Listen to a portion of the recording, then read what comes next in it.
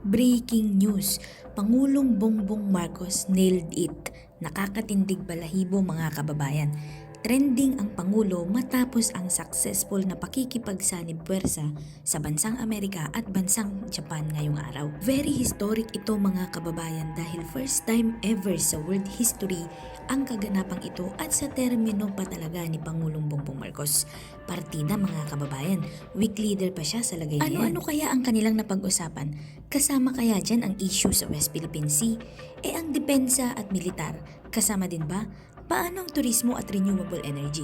Kaya naman mga kababayan, huwag na natin itong patagalin pa. Samahan niyo ako at sabay-sabay nating alamin ang mga maiinit na balita sa araw na ito.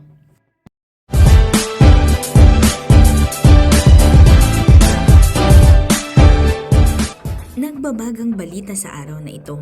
Sina Pangulong Ferdinand R. Marcos Jr., Pangulong Joe Biden ng Estados Unidos at punong ministro ng Japan na si Fumio Kishida ay bumuo ng mas malakas na trilateral na alyansa ngayong araw sa Washington DC habang nangakong protektahan ang rehiyon ng Indo-Pacific upang matiyak ang magandang kinabukasan para sa lahat. Sa kanyang pambungad na pananalita, sinabi ni Pangulong Marcos na ang trilateral na pagpupulong sa pagitan ng Pilipinas, Amerika at Japan ay nakatali sa isang ibinahagi na pananaw at paghahangad ng isang mapayapa, matatag at maunlad na Indo-Pacific. Ito ay sa gitna ng mga hamon sa international na kaayusan na nakabatay sa mga patakaran.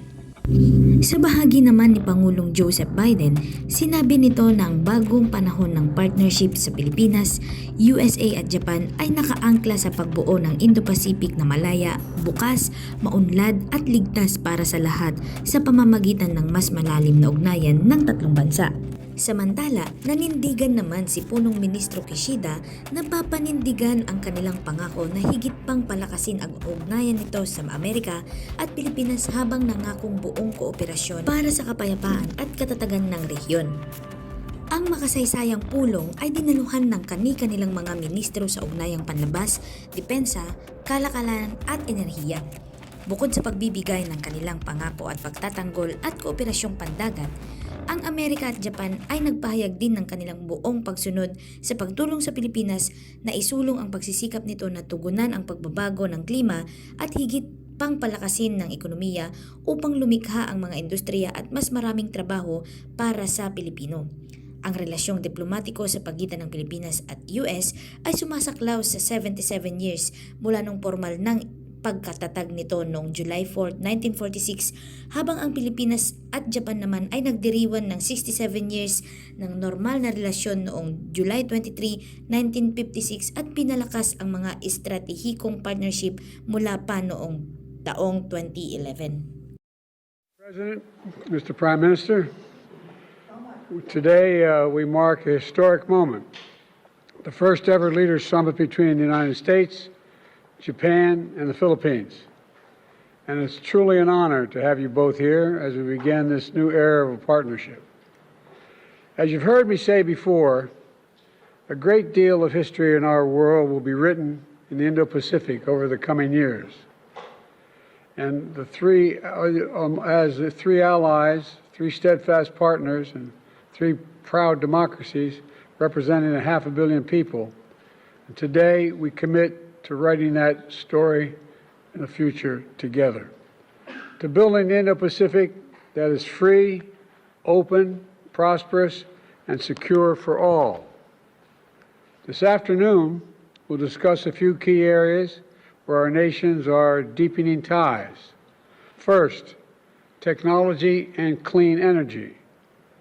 For securing our semiconductor supply chain, from securing our semiconductor supply chain to expanding trusted telecommunications in the Philippines, to building a clean energy workforce, to expanding our cooperation across the entire board.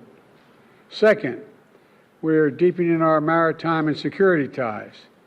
This is something I know you've discussed with Vice President Harris during her travel to the Indo-Pacific. And I want to be clear, the United States defense commitments to Japan and to the Philippines are ironclad. They're ironclad. As I've said before, any attack on Philippine aircraft, vessels, or armed forces in the South China Sea would invoke our Mutual Defense Treaty. Finally, I'm proud to announce we're launching an economic corridor in the Philippines as part of the G7's Partnership for Global Infrastructure and Investment. This is the first corridor in the Indo-Pacific. It means more jobs for people across the entire region. It means more investment in sectors critical to our future: clean energy, ports, railroads, agriculture, and much more. I'm looking forward to discussing all this with all of you. But first, Mr. President, I'm going to hand it over to you, President Marcos. Thank you very much, Mr. President. Once again, allow me to thank you for hosting us, Prime Minister Kishida and myself, in the White House for this very important agreement, which we are going to formalize today. We meet today as friends and partners bound by a shared vision and pursuit of a peaceful, stable, and prosperous Indo-Pacific. It is a partnership born not out of convenience nor of expediency, but as a natural progression of a deepening relation and robust cooperation amongst our three countries, linked by a profound respect for democracy, good governance, and the rule of law.